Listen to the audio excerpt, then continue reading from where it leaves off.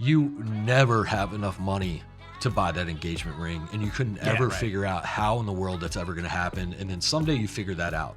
And then your next step is you never, ever, ever will have enough money for a down payment of a house. You have no idea how that's going to happen. But when it's time, somehow you figure it out. It sounds like you realize that maybe the crowd you're hanging out with is not necessarily supporting that path. So then you start taking action to put yourself around different people who now may help you get closer to that path, which is a big deal. And you mentioned something about like, just make a decision, just take action. I have said on previous podcasts where like, well, I was taught there's 3 types of leaders, and in those 3 types of leaders, it's leaders who make good decisions, bad decisions, and no decisions. And the worst type of leader is the no decision. If you make a bad decision, you at least can orient yourself and realize it was a bad decision, backtrack, and you know how to make a better decision from there. If you do nothing, you won't learn anything. That's right. And so it's the same thing with taking action. If you just think about taking action, whether it's bad action or good action, it's still better than no action. And so you were able to step up and take some sort of action, which is good. And it sounds like you're kind of changing up the crowd that you're hanging with a little bit, just to help you get closer to your goals. Spoiler alert, it wasn't enough. I was taking some action, but not massive. Well, it's interesting because you said like you're watching a ton of videos, but you weren't really doing a whole lot. No. There's also something that I love, a phrase that goes through my head whenever I hear something like that.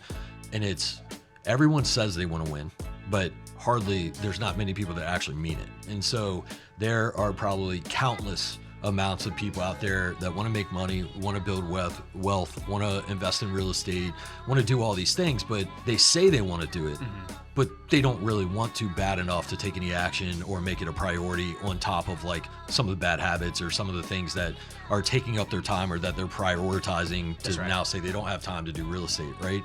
So it's interesting. So here you are on the journey. What are you thinking at, again, like in your early to mid 20s, living with your mom, and again, no hate, well, this no is shade, because honestly, like, I mean, there were times I moved back in with my father at some point way later than I should, and then I actually lived with my in-laws for a couple of years. So again, I'm not coming from a place of hate, dude, whatever. Well, but like, it was funny because back then thinking? I was like, I'm going to save money so I can go do real estate. Okay.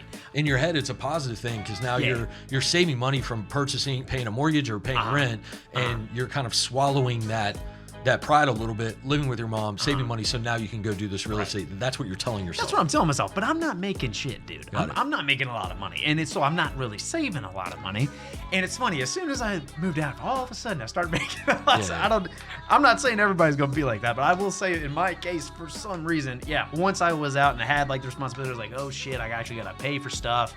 I think some people will naturally like, you rise to the occasion at which you have to rise. The example I'd give to that, and again, this is not everyone, it's just a lot of people that I know, this is their experience, is like, you never have enough money to buy that engagement ring, and you couldn't ever figure out how in the world that's ever going to happen, and then someday you figure that out. And then your next step is you never, ever, ever will have enough money for a down payment of a house. You have no idea how that's going to happen. But when it's time, somehow you figure it out. And then you never have enough money to have your first kid. Like you're never going to have enough money. We're living paycheck to paycheck right now. How are we going to have a baby and all that, you know?